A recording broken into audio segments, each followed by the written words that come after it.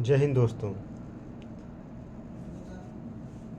WBCS हो, चाहे BPSC हो, चाहे JPSC हो, कोई भी सिविल सर्विस एग्ज़ाम हो, स्टेट लेवल में जो करप्शन है वो टॉप लेवल पे होता है। सेंट्रल लेवल में भी करप्शन होता है, थोड़ा कम होता है। तो आज जो मैं मुद्दा बता रहा हूँ कि एक एडमिनिस्ट्रेटर को, चाहे वो कहीं भी पोस्टेड हो, किसी भी राज्य में, भारत में कहीं भी पोस्टेड हो, करप्शन करना ही पड़ता है। कुछ तो स्वयं इच्छा से करते हैं और कुछ बाध्यता के कारण।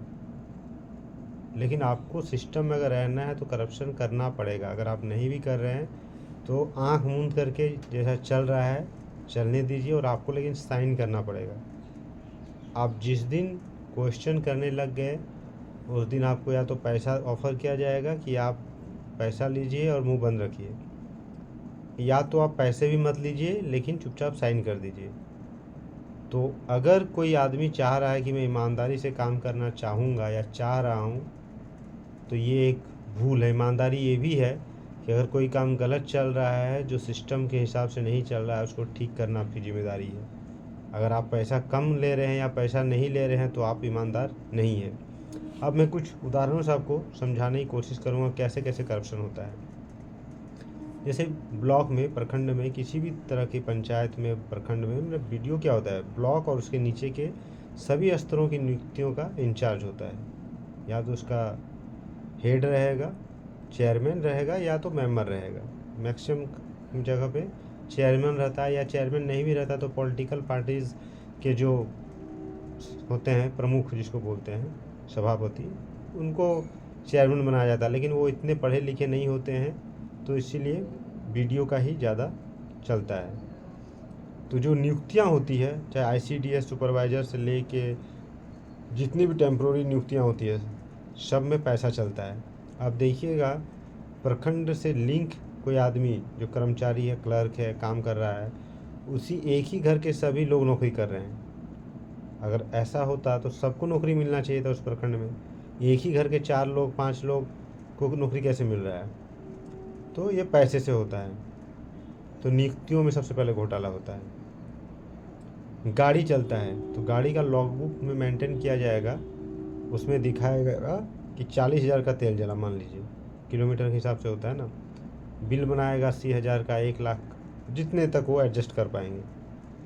और वो जो गाड़ी चलता भी है तो उस एक प्रशासक को गाड़ी क्यों दिया जाता है? ताकि योजनाओं को जाके देख पाए कैसे चल रहा है, कहाँ क्या काम चल रहा है, ताकि सही से काम हो। लेकिन ये गाड़ी जो है घर और स्टेशन और बेकार की चीज़ों में घूमने फिरने में ही बर्बाद हो जाती है।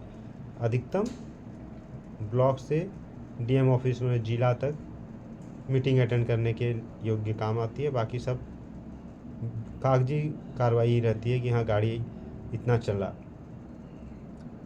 अब जैसे खाना है, मीटिंग होगा या कोई भी ट्रेनिंग होगा तो 100 लोग आएंगे ट्रेनिंग में, बिल बनेगा 500 का, 200 का, 300 का, जितने को एडजस्ट कर पाएंगे वो।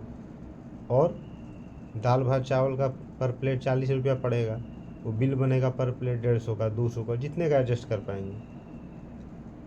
ब्लॉक एक स्कूल रन करने के लिए आप देखे होंगे कितना खर्चा आता है।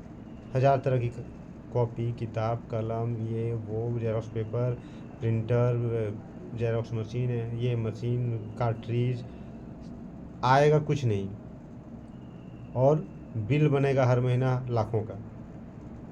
यही मुद्दा एक बार मैंने उठाया था, दुआरे सरकार बोल के प्रोग्राम चल रहा था।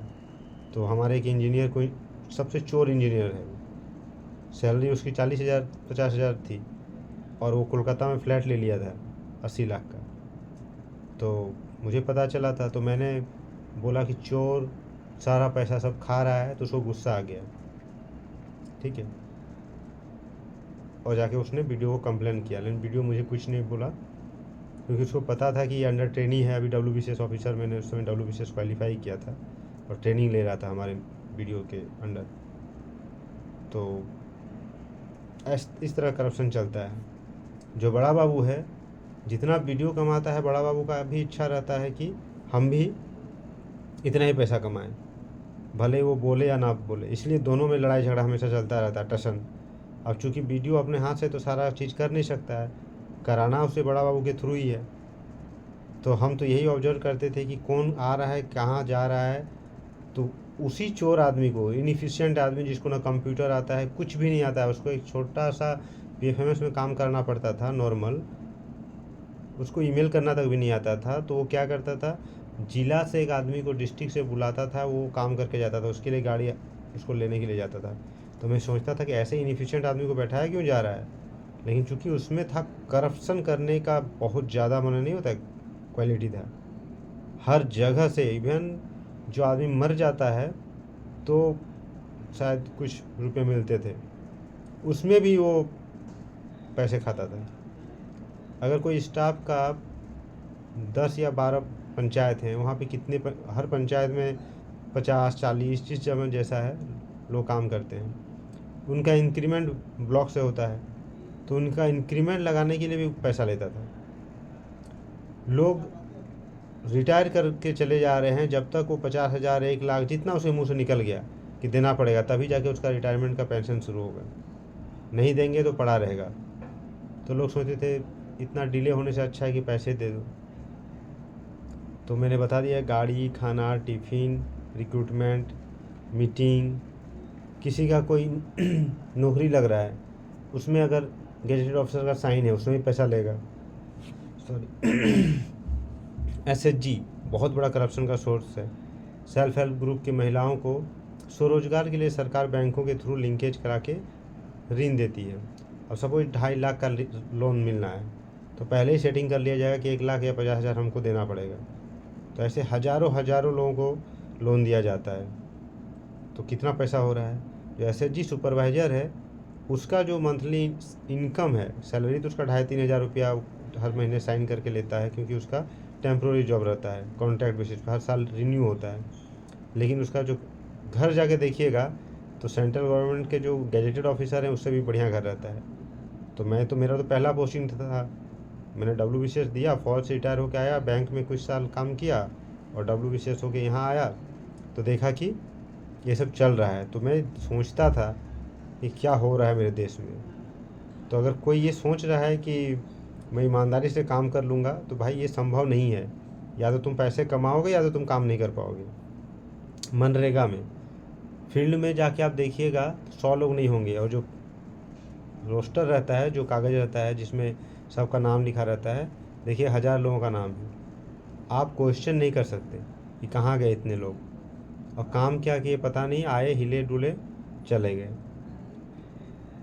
उसमें सेटिंग कैसे किया जाता है, जो पंचायत लेवल में सपोज 300 रुपया मिलेगा, मनरेगा दर है 100 रुपये केवल उस कर्मचारी को मिलेंगे, बाकी 200 रुपये निकाल के करप्शन के भेंट चढ़ जाएगा। उसको भी लगता है घर बैठे 100 रुपये डेली आ रहा है, अच्छा ही है।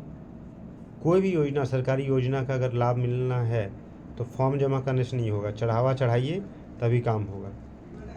अब वीडियो भी वही करेगा, जैसे आय प्रमाण पत्र, इनकम सर्टिफिकेट, रेसिडेंस सर्टिफिकेट, जब तक आप पैसा नहीं चढ़ाइएगा काम नहीं होगा।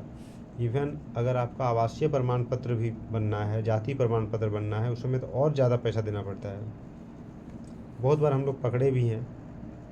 तो ऊपर से नीचे तक सब है, कोई नहीं चाहता है कि इंक्वायरी हो। इंक्वायरी होगा तो सब फंसेंगे। ऐसा थोड़ी कि जिला को नहीं पता रहता है, वो अपने लेवल पे कर रहा है। जो ब्लॉक लेवल पे, एक जिला में अगर 20 ब्लॉक हैं तो समझिए जिला में कितना करप्शन हो रहा होगा। जिला में जितना भी काम होता है, तो जहाँ भी पैसे का, जैसे गाड़ी चल रहा है, राशन, ये वो कुछ भी चीज़ हो, सब में करप्ट जो ऑफिसर हैं उन्हीं को उस पोस्ट में बैठाया जाता है। प्रिंटिंग प्रेस के थ्रू करप्शन होता है। इलेक्शन में तो करोड़ों का घोटाला होता है। अब कैसे होता है, जैसे कोई चीज़ का प्रिंट करवाना है, तो इलेक्शन में बहुत सारी गाड़ियाँ चलती है। जब ब्लॉक में 2 गाड़ियाँ चलती है तो इस तरह करप्शन होता है। तो जब वहाँ इलेक्शन में 100-200 जितनी गाड़ियों की ज़रूरत पड़ती है, गाड़ियाँ मंगाई जाती है और उनका बिल बढ़ा बढ़ा के बनाया जाता है।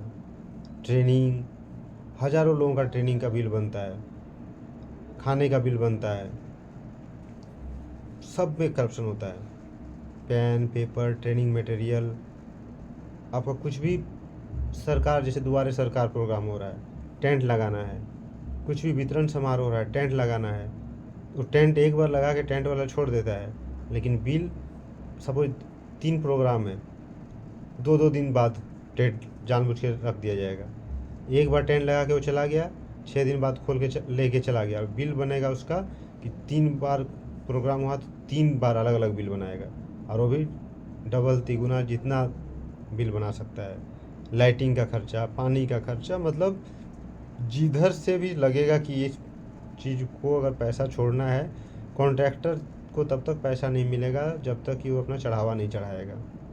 कंस्ट्रक्शन में पैसा, स्कूल हॉस्पिटल सड़क कुछ भी बन रहा है तो लोकल नेता से ले के पंचायत ब्लॉक वीडियो ऑफिस में मैक्सिमम वीडियो के हाथ में डीडीओ का पावर रहता है, ड्राइंग एंड डिस्बर्सिंग ऑफिसर, जब तक वो चेक पे साइन करके नहीं छोड़ेगा वो नहीं जाएगा, तो कमीशन बंधा हुआ रहता है जितना वो कर पाए। अब वो सेटिंग करके खुद ले ले या बड़ा बाबू के थ्रू ले, ठीक है। तो अगर आप सोच रहे हैं कि मैं तो नहीं करूँगा, बहुत सारे लोग ना बच्चे वाली बात करते, मैं भी ऐसे सोचता था कि यार मैं तो नहीं करूँगा, मैं तो डिफेंस से करके आया हूँ। तो भाई आपको मुझे तो बताया नहीं जाता था, मुझे बोला जाता था कि आप मत आइए, आप खाली बैठे रहिए, आप कुछ नहीं करना है। लेकिन मैं आँख कान खुला रखता था तो देखता था कौन आ रहा है, कौन मिलने आ रहा है। तो जितने भी करप्ट लोग हैं वो सबसे ज़्यादा वीडियो के आसपास देखते थे हम। ईमानदार लोगों को उसका सिक्योरिटी गार्ड जो है घुसने नहीं दिया जाता था, तो वो मेरे पास आते थे क्योंकि मैं अंडर ट्रेनिंग था उस समय कि सर देखिए ना एरकम।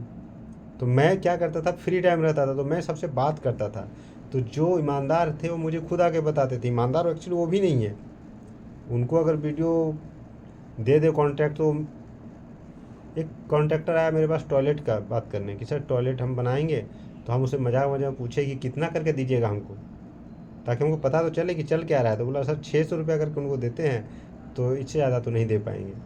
तो तब हमको लगा यार टॉयलेट में 11-12 हज़ार रुपया मिलता है, उसमें भी 600 रुपया लेता है।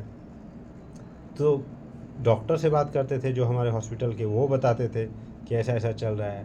तो मतलब मिड डे मील, स्कूल के टीचर लोग आते थे मेरे पास साइन कराने, क्योंकि वो जो स्कूल का जो मैनेजमेंट कमेटी का हेड मैं था, 286 स्कूल थे मेरे अंडर, तो हम तो उतना जा नहीं पाएंगे, तो उन लोग खाली में साइन कर देते थे। तो वो अपना दुख दर्द बताते थे कि सर ऐसा ऐसा चल रहा है। स्कूल में तो और बुरा हालत देखते थे कि उनका अपना जीपीएफ का पैसा एक जगह से दूसरे स्कूल में ट्रांसफ़र जाते थे, तो उसको ट्रांसफ़र कराने के लिए स्कूल का जो डीआई होता है उनको पैसा देना पड़ता था। मिड डे मील में जाते थे तो देखते थे कि राशन स्टॉक में दिखा रहा है 10 बोरा चावल है, होना चाहिए है 5 बोरा या सड़ गया है, तो हमको उनको सौकोच करके एक्सप्लेनेशन मांग सकते हैं। अब उसके कारण वो लोग आके पैसा चढ़ाया जाता है। तो मतलब देखा कि यार लोग काम करने के लिए यहाँ आए हैं देश के लिए या राज्य के लिए, या फिर यहाँ पे करप्शन करने के लिए आए हैं। बाद में पता चला कि पूरा सिस्टम ही ऐसे भ्रष्ट है, और बहुत दुखी हुआ कि क्या सोच के पढ़ाई करते थे और क्या यहाँ हो रहा है। नियम कानून जहाँ आप दिखाए वहीं या तो आपका ट्रांसफ़र कर दिया जाएगा, सस्पेंशन ऑर्डर, शोकोज, 1000 तरीके हैं। सिस्टम के चंगुल में आप फंसे रह जाइएगा। तो अगर आप ईमानदार हैं, आपके अंदर योग्यता है, तो आप प्राइवेट सेक्टर में जाइए। एक वीडियो का सैलरी कितना होता है? 1 लाख। आप प्राइवेट सेक्टर में जाइएगा तो जितना देर में वीडियो रिटायरमेंट तक जो सैलरी पहुंचेगा 5 साल में पहुंच जाइएगा। अगर आपके अंदर जितना मेहनत यहाँ कीजिएगा ना, अगर करप्शन नहीं कीजिएगा तो फ़ायदा आपको क्या हुआ। तो ये कोचिंग सेंटर और कोचिंग कभी नहीं चाहेंगे आपको बताने के लिए। ये कोचिंग वाले तो चाहते हैं कि सारा आदमी, पूरा भारत का आदमी उसी में लगा पड़े रहे सिविल सर्विस की तैयारी में। इसलिए तो दिखाया जाता है एक गाड़ी का गेट खोलते हुए, और ये अरे इसीलिए सिविल सर्विस किया जाता है क्या? गाड़ी में चढ़ने के लिए? गाड़ी चढ़ना तो स्कॉर्पियो खरीद लो यार। लेकिन कोचिंग सेंटर वाले ऐसे दिखाते हैं। तो अगर आप ईमानदार हैं तो प्लीज़ सिविल सर्विस में मत आइएगा, और अगर लड़ पाइएगा तब ज़रूर आइएगा। ऐसे लोगों की ज़रूरत है। जय हिंद।